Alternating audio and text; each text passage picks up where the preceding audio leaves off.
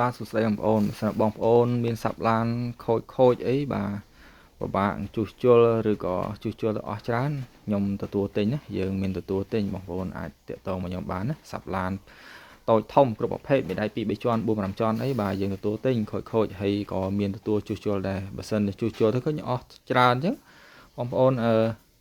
អាចលក់វាម្ដងទៅបាទហ្នឹងហើយចង់វាយដូរយកក្របថ្មីអីលក់អាចាស់អីហ្នឹងទៅបាទតម្លៃខ្ញុំគិតឲ្យសមរម្យតាមសភាពវាខូចណាដូចអានេះ4ទឹកភ្ញៀវផ្ញើមកធ្លាប់ខូចម្ដងហើយបញ្ហាគឺដោយសារតែដាក់កាវពីលើទៅវាហូរទៅដល់ក្រោមឃើញណាហូរចប់នឹងអាបដូលវាដល់អញ្ចឹងយើងចាក់ទៅគឺលឺរោករ៉ាហើយបើសិនតែយើងចាក់ឲ្យដឹងហើយនៅចាក់ទៀតវាឆេះហ្នឹងឃើញហើយរុំបោះរុំអីទប់កដែរប៉ុន្តែក៏វាមិននៅដែរបងប្អូនណាបាទ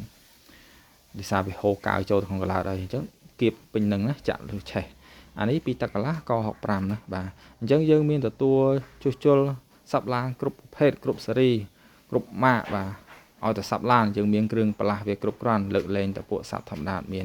ហើយនេះ4ទឹកយើងជួសជុលហើយបាទអានេះស្នាមនេះបន្តិចដោយសារសណធ្លាក់ចំក៏សណមកកលិតបន្តិចទៅបាទហ្នឹងអានេះយើងប្រើចំោះចាស់กระดาษយើងដាក់កណ្ដាស់មួយទឹកដូចថ្មីចឹងខ្ញុំរៀបសាប់ថ្មីហើយយើងដកចេញវិញបាទហើយខ្សែតិចគឺប៉ុណ្ណឹងហើយដាក់កាវលើតិចយើងចាប់ទៀតណាបាទដើម្បីកុំឲ្យវារបូតណាបាទហើយកងដាក់2ជាន់បាទហើយអាម៉ារ៉ាដាក់ថ្មីទៀតដាក់មករឹងប៉េះណែនអានេះពីទឹកកន្លះមិញហ្នឹងក៏65ធ្វើហើយកណ្ដាស់វាហ្នឹងអាយះពីដើមស្នាមតិចហ្នឹងយើងក៏ដូរក៏វាអស់ច្រើនហើយប៉ុន្តែវានៅប្រើបានណាកុំឲ្យអាយះពីជាហៀងបាទធ្លុះចំកដាលចឹងអត់អីទេបើចំជាហៀងអាយះមកទាំងអស់បាទបើចំធ្លុះកដាលអីអានេះយើង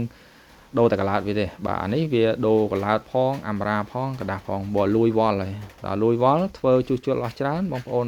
អត់ចង់ជួសជុល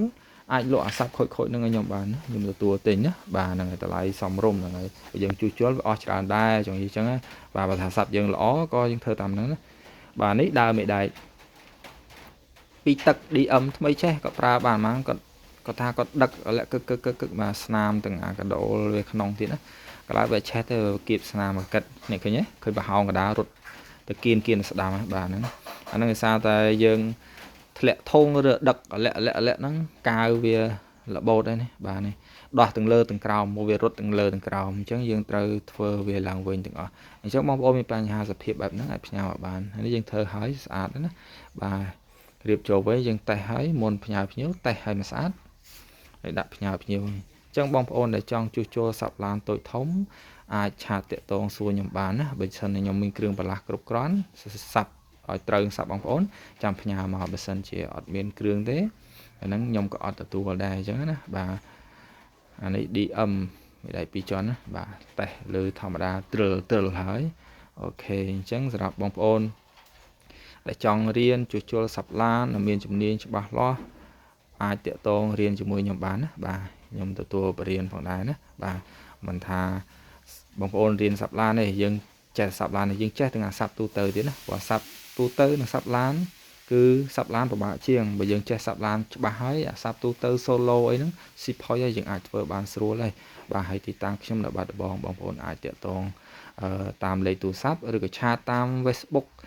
TikTok អី Telegram ទៅណាបាទ